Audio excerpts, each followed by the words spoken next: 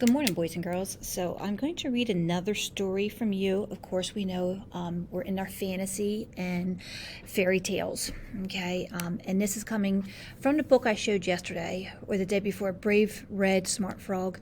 It has a bunch of different fairy tales in there. This is where I got my Cinderella story. Well, today I'm going to read The Frog Prince. Now, of course, we know that this book doesn't really have any pictures, but you can follow along because there might be some words that you don't know. All right, let's continue. There once was a princess, young enough to play with toys, but old enough to think about marriage. This is not a long period in a person's life, and it makes her feel uncomfortable. She's not a child, but not all the way a grown-up either. I'm kind of feeling for her. This Princess Crystal was beautiful to most people's way of thinking, except for those people who saw beauty in character. In character, she was flawed. Flawed means error. She had too many pretty dresses, too many pairs of shoes. She had too many curls in her hair, too many roses in her cheeks, too many chocolates before dinner, too many ladies in waiting instead of friends. Even worse, Crystal had too few occupations and too few real conversations. The ladies in waiting agreed with whatever she said. They did whatever she wanted to do. Yes, princess. Of course, princess. And you know best, princess, all day long. Crystal was fretful and spoiled, spiteful, and desperately lonely. One day, tired of trying on clothes and eating chocolates, Crystal took her favorite golden ball out to the castle grounds. She could have forced some member of the castle staff to play with her, but a game never feels the same when people are paid to play it with you. The golden ball had been a gift from her mother when she was younger. Her mother was dead, and Crystal missed her dearly. This day, Crystal walked to the top of the hill and tossed the ball high, admiring its golden shine against the blue sky before she caught it again. On the third toss, however, she missed her catch, and the ball bounced down the hill at high speed. Crystal chased it. The ball bounced right through the rose garden and then through the vegetable garden at the back of the castle kitchen. Then it kept on downhill, shining merrily until it landed in the well at the base of the herb garden. Out of breath, the princess leaned over and looked at the water. It was very, very deep. She lowered the bucket into the well and raised it again, hoping to retrieve the ball. Only water. She lowered it again and again and again. Only water. Now, in the way of princesses who are not used to solving their own problems, and of girls who have lost their mothers, and of girls who are young enough to play with toys, but old enough to think about marriage, Crystal sobbed bitterly. She leaned her cheek against the cold stone of the well. I would give anything if only I could have my ball back. Anything? A frog had spoken. It was a moss green and as big as Crystal's head. Its eyes googled out of its body. Its strange dry lips were curled in something that might have been a smile. In other words, the frog was of a surpassing ugliness to everyone. That is, except for those who see beauty in character. Crystal jumped back in surprise and disgust. Where did you come from? From the well, answered the frog. Did I scare you? No. I think I did. No. You jumped back. You did not scare me, slimy thing. The frog drew itself up. I'm not slimy. Touch me. You'll see. No. Try it. I will not. I'm dry. Just one little finger you don't much care about. Never, not ever. You're lost, said the frog. Why should I care if a dairymaid feels my skin? I'm not a dairymaid. Pardon me, said the frog. A kitchen maid. Sure as sure, I am the princess. Sure as sure, nothing, said the frog. Here you are in the herb garden. The bottom of your dress is covered in mud, and your face is puffy. I'm no noodle. A princess is clean and doesn't let her nose run without finding a handkerchief. There was nothing Crystal could say to that.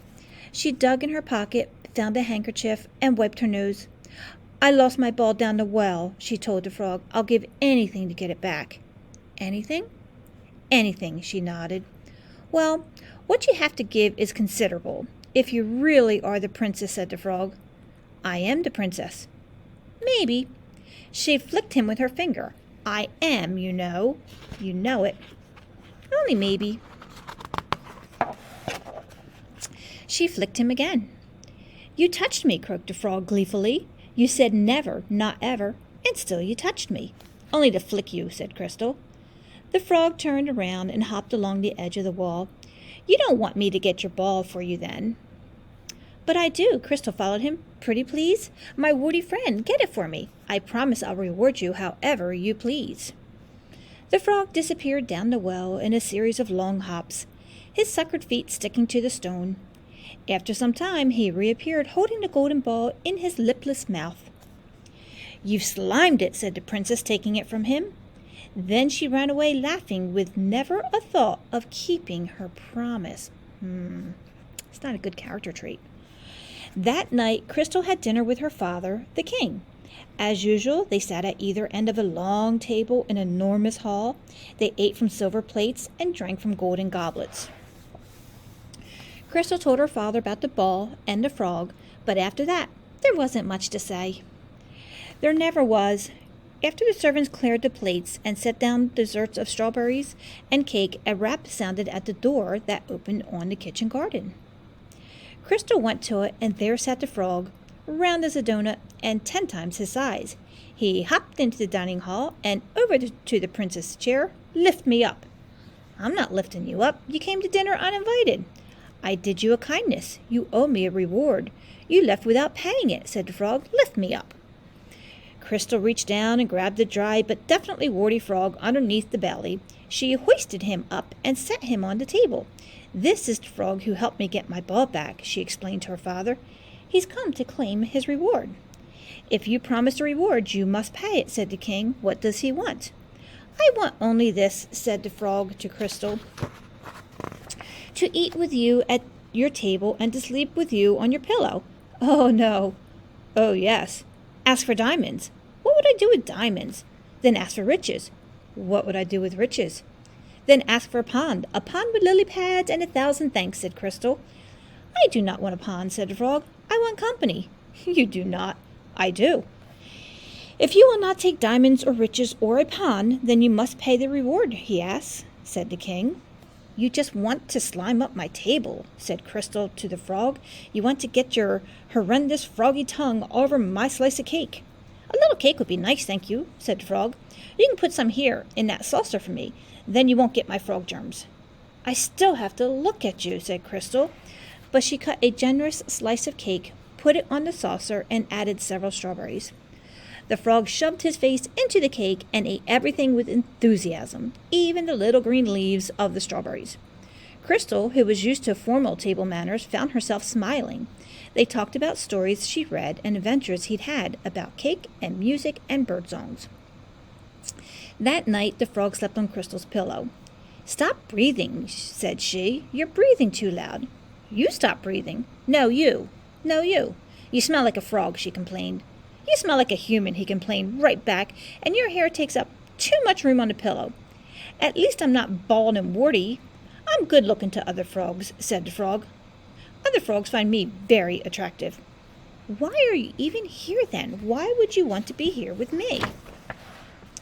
It's chilly out, said the frog. There's nobody to talk to. And with that, the two of them went to sleep. The next morning, when Crystal woke, the frog was nowhere to be found. She spent the day with her ladies-in-waiting, trying on dresses, being measured for dresses, trying on jewels and slippers and hats. It was, yes, princess, of course, princess, and you know the best princess all day long. When she arrived in the grand hall for dinner with her father, Crystal looked eagerly for the frog. He was not there. You have paid your debt to him, said the king, so he has gone back to his mud hole.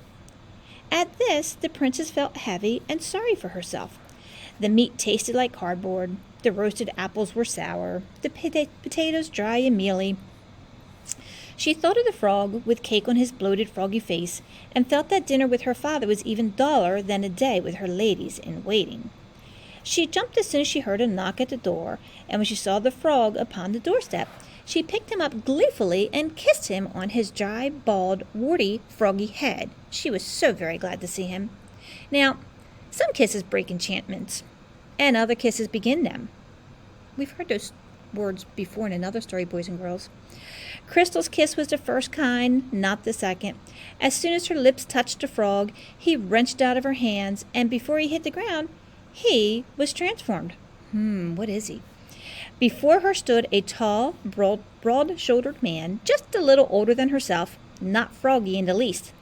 Though his large, warm eyes looked familiar, it was the frog himself, and Crystal felt both surprised and unsurprised, as if she had known there was magic of this sort at work all along. "I want only this," he said, "to eat with you at your table and to sleep with you on your pillow." "You just want to slime up my table," said Crystal. "You want to get your horrendous froggy tongue all over my slice of the cake." "I have a normal human tongue now," he said, "and while it's true I'm fond of cake, I'm fonder by far of you." "Cheeky," scolded Crystal, but she smiled as she led the way to the table and offered him a chair. Cake was served. The two of them devoured it in big, joyful mouthfuls, and then asked for seconds. The young man told Crystal and her father his story. Years ago he had been prince of a neighboring kingdom. He had angered an ill-tempered witch, and she had punished him by turning him into a frog. A frog he had remained for a good long time, knowing that the only thing that could break his enchantment was true love's kiss, but never dreaming he would find it. "You think I love you then?" said Crystal. "We only met yesterday." "I know you love me," said the prince, laughing. "If you didn't love me, I would still be a frog." "Oh, all right, it's true, but don't gloat about it." "It's disgusting," said the princess, putting her hand on his. He stopped her mouth with a second kiss, and after that they married and spent their hours talking and laughing and teasing each other, only quarreling now and then to keep the days from seeming dull. Okay, another story, good versus evil, starts out pretty typical and ends in the same fashion. All right, boys and girls, I hope you enjoyed that story. I'll talk to you later.